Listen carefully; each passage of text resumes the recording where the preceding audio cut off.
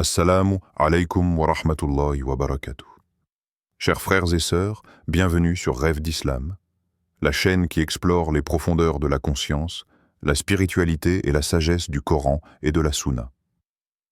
Avant de plonger dans ce sujet inspirant, abonnez-vous et activez la cloche pour ne rien manquer de nos prochaines réflexions et rappels.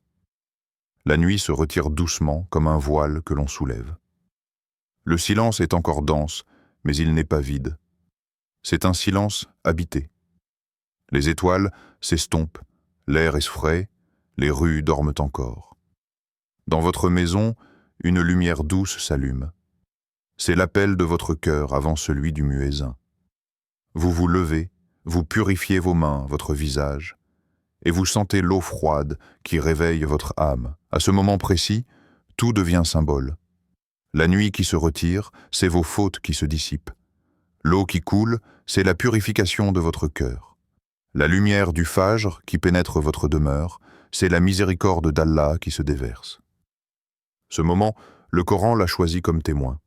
Accomplit la salat aux deux extrémités du jour et à certaines heures de la nuit. Les bonnes actions dissipent les mauvaises. Sourate Hud 1114. Vous êtes debout, seul, mais vous n'êtes pas seul, eux. Les anges remplissent l'espace. Ils témoignent de votre prière et de vos invocations. Le monde extérieur est encore endormi, mais le monde invisible est en activité autour de vous. C'est l'heure où les cœurs sincères se dressent comme des minarets dans l'obscurité, et où les supplications montent plus rapidement qu'à tout autre moment de la journée. Quand vous récitez le Coran au Fajr, ce n'est pas seulement un texte que vous prononcez, c'est une lumière que vous respirez. Chaque lettre est un souffle, chaque verset est une vague qui lave l'âme. Vous sentez que vos propres mots s'effacent et que la parole d'Allah se dépose dans votre poitrine comme une rosée. Et là, une question vous traverse. Que ressentez-vous quand vous récitez le Coran au Fajr? Est-ce une paix? Une énergie nouvelle? Un rappel de l'éternité dans l'éphémère? Dans ce moment suspendu, il y a une promesse. Celle que les bonnes actions effacent les fautes. Et la première bonne action du jour, c'est votre éveil pour Allah, avant tout autre éveil. Ce n'est plus l'aube d'une journée ordinaire, c'est l'aube de votre cœur.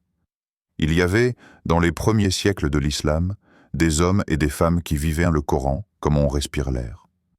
Pour eux, chaque verset n'était pas seulement un texte sacré à mémoriser, mais une clé ouvrant des portes invisibles, porte de la patience, porte de la sérénité, porte de la confiance. Dans les ruelles silencieuses de Médine, on raconte qu'un compagnon, avant d'aller travailler, récitait un passage particulier du livre d'Allah, non pas comme un rituel figé, mais comme une conversation intime avec son Seigneur. Il ne répétait pas les mots pour cocher une obligation. Il les goûtait, les méditait, les faisait descendre en lui comme on fait descendre l'eau d'une source fraîche dans un cœur assoiffé. Ce n'est pas la récitation mécanique qui apporte la baraka. Ce n'est jamais un automatisme, mais l'intention et la compréhension qui changent une parole en lumière. Le Coran nous le rappelle lui-même, et nous faisons descendre du Coran ce qui est une guérison et une miséricorde pour les croyants. Sourate Al-Isra 1782. Le mot « guérison » ici n'est pas choisi au hasard. Il signifie qu'un verset peut soigner ce que ni les médecins ni les consolations humaines n'arrivent à toucher. La peur, le doute, l'agitation, la fatigue de l'âme. Les pieux prédécesseurs savaient que le Coran n'est pas une formule magique, mais un médicament spirituel qui doit être pris avec foi, patience et constance. Peut-être avez-vous vous-même déjà ressenti cette sensation. Vous lisez un verset que vous connaissez depuis des années et, soudain, il vous parle d'une manière nouvelle. Il éclaire un problème précis que vous traversez. Il répond à une question que vous n'aviez pas encore formulée. C'est dans ces moments que l'on comprend que chaque verset est un miroir où se reflète notre propre état, un remède dont la dose s'ajuste à notre besoin du moment.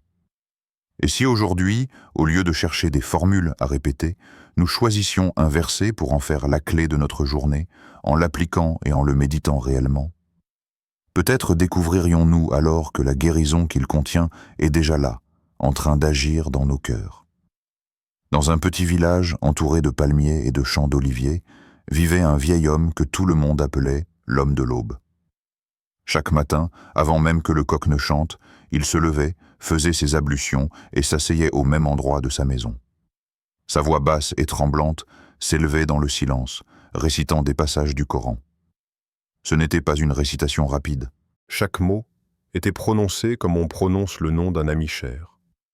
Ses enfants, encore endormis, entendaient ce murmure comme on entend une source derrière les murs d'une maison. Les années ont passé. Le vieil homme est parti à son tour. Lorsqu'on a ouvert son coffre, on n'y a pas trouvé d'or ni de titre de propriété. Pas de terres à hériter, pas de bijoux. Mais ses enfants ont découvert dans leur propre cœur une force qu'ils ne comprenaient pas encore. Une patience face aux épreuves, une confiance paisible, une lumière intérieure qui les aidait à se relever. C'était le vrai héritage de leur père. Son trésor n'était pas matériel. Il était fait de discipline, de foi, de fidélité au Coran, de persévérance dans les petits gestes répétés chaque matin. Dans une époque où l'on mesure souvent la réussite à l'épaisseur d'un compte bancaire ou à la taille d'une maison, cette histoire bouscule nos certitudes. Et si notre plus grand héritage était notre spiritualité et non nos biens? Qu'est-ce qui reste quand l'argent s'envole, quand les biens se dissipent? Peut-être cette voix du matin qui nous rappelle « Accomplis ta prière, médite ton Coran, sois constant dans ta foi ».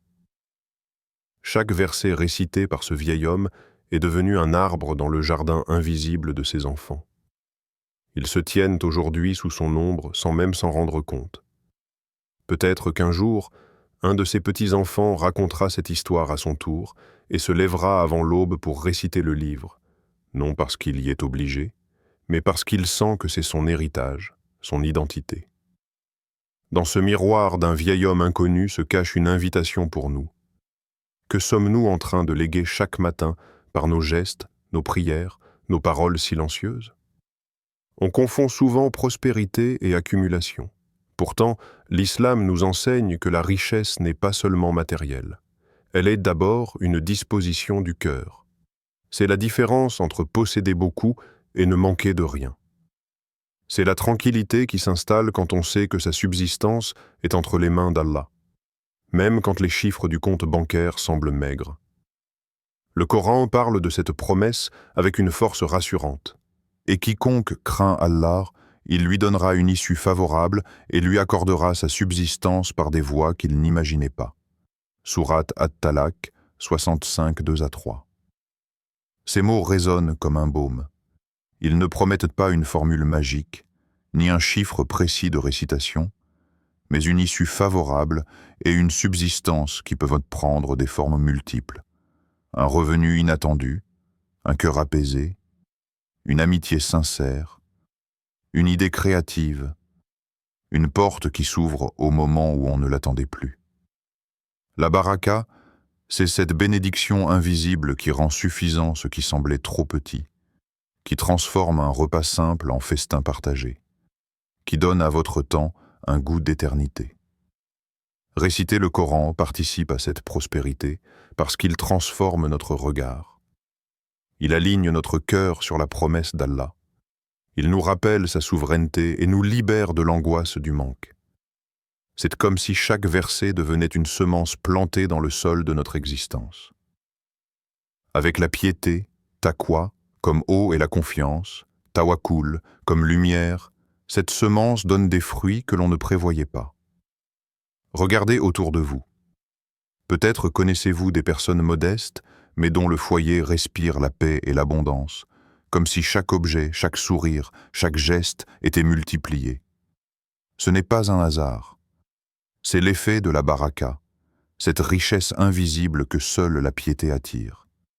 Et à l'inverse, combien de fortunes matérielles paraissent vides, lourdes à porter, dépourvues de sens? La récitation du Coran, faite avec sincérité, n'est donc pas une incantation automatique, mais une éducation intérieure. Elle façonne un cœur qui sait recevoir, un esprit qui voit les opportunités, des mains qui donnent sans craindre la pauvreté.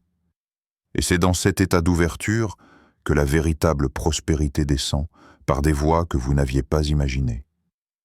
Imaginez que l'aube vient à peine de se lever et que le monde est encore silencieux.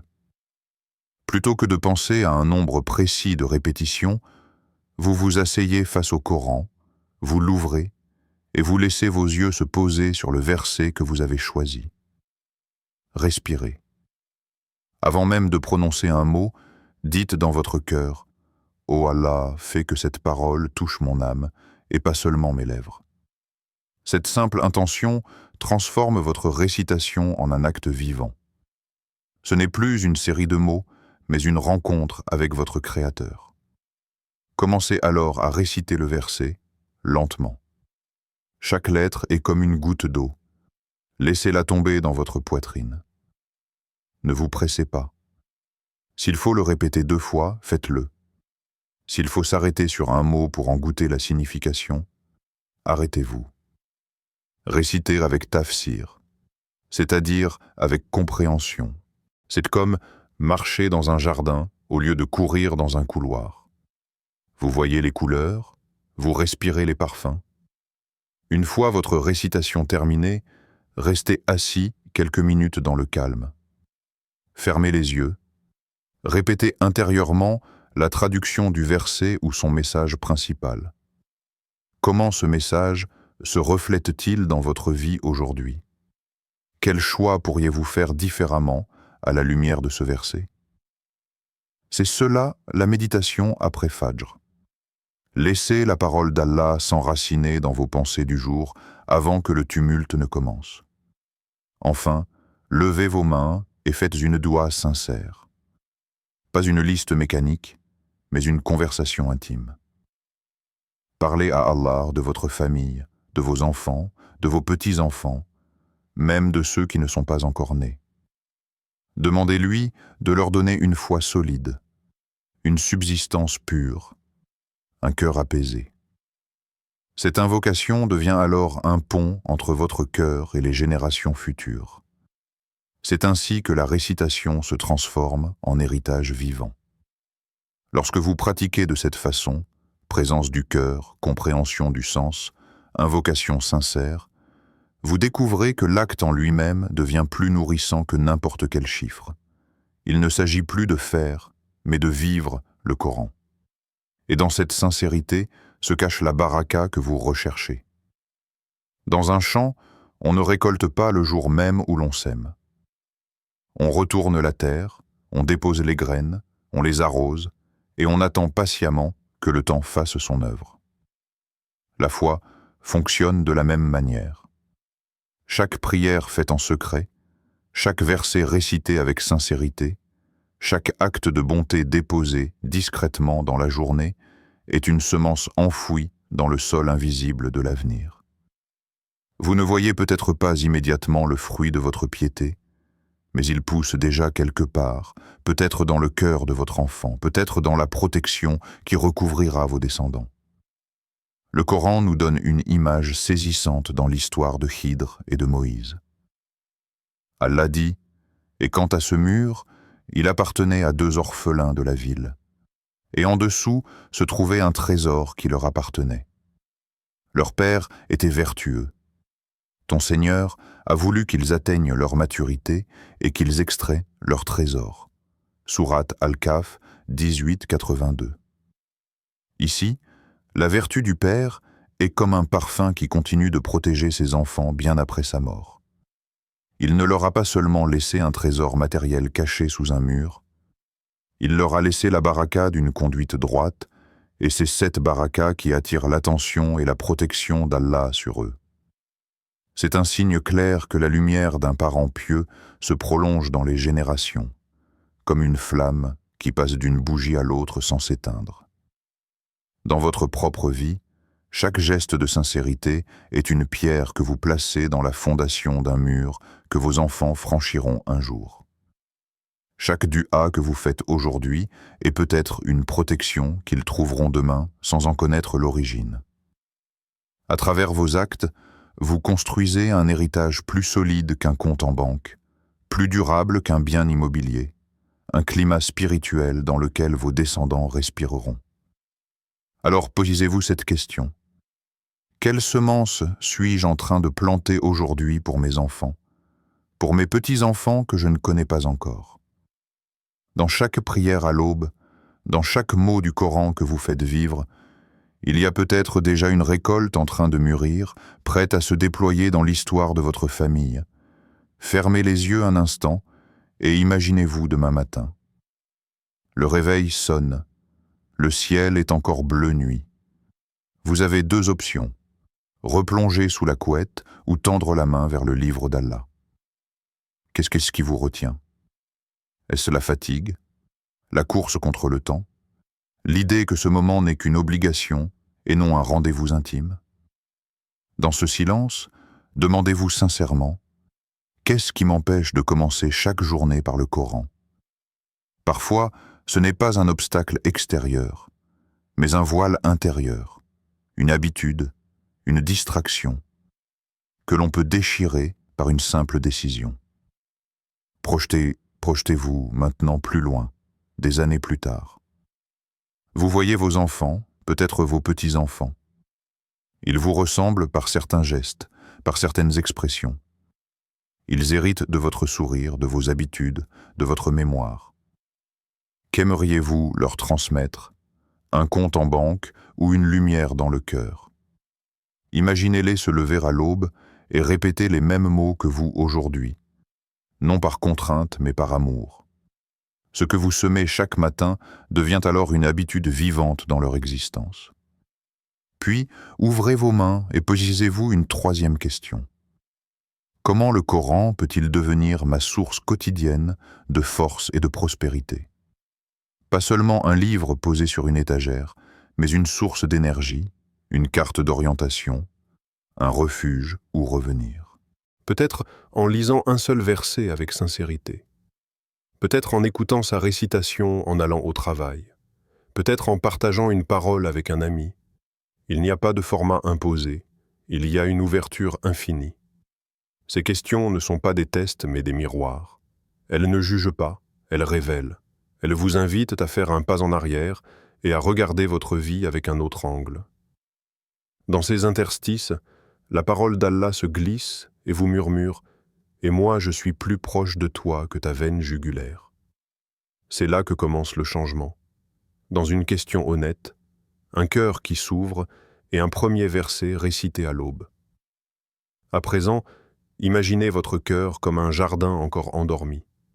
Le souffle du fajr vient caresser les feuilles, et chaque brise semble murmurer une promesse, celle que la parole d'Allah peut transformer la nuit en lumière, l'ombre en clarté, le doute en sérénité. Dans ce silence sacré, élevez votre voix intérieure et laissez cette invocation résonner doucement, comme un écho qui ne s'éteint jamais. Ô Allah, fais du Coran le printemps de nos cœurs, la lumière de nos poitrines et la dissipation de nos soucis. Chaque mot est une graine. Le printemps évoqué ici n'est pas seulement une saison, mais un état d'être où les fleurs de la foi s'épanouissent, où les rivières de la patience irriguent chaque pensée, et où la lumière de la guidance éclaire chaque décision. Imaginez vos peines se dissiper, comme le brouillard que le soleil matinal chasse des champs, laissant place à une vision claire et paisible. La lumière de la poitrine n'est pas une métaphore vide. C'est la chaleur d'une foi vivante qui se répand dans votre vie et dans vos actions, rendant chaque geste, chaque parole, chaque souffle porteur de sens et de bénédiction. Et dans ce moment suspendu, prenez conscience que ce chemin n'est pas solitaire. Vous faites partie d'une communauté invisible mais présente, de ceux qui cherchent la lumière dans le Coran et la paix dans la méditation. Chaque lecture, chaque réflexion, chaque invocation crée des liens invisibles qui dépassent le temps et l'espace, unissant les cœurs par le même souffle de guidance. Avant de conclure cette rencontre spirituelle, n'oubliez pas que ce chemin se poursuit au-delà de cette vidéo. Pour continuer à nourrir votre âme, pour approfondir votre méditation sur la parole d'Allah, Et pour vous rappeler chaque jour la force et la beauté du Coran, abonnez-vous à Rêve d'Islam. Chaque nouvelle vidéo est une invitation à revenir à ce jardin intérieur, à allumer la lumière dans vos cœurs et à partager cette lumière avec les autres. Restez dans ce silence intérieur quelques instants encore. Laissez vos pensées s'apaiser, votre cœur se remplir, et votre esprit se préparer à emporter cette paix dans votre journée. Chaque respiration devient alors un acte de gratitude. Chaque battement de cœur, un rappel que le Coran n'est pas seulement un livre, mais un compagnon fidèle, un guide patient et une source inépuisable de lumière.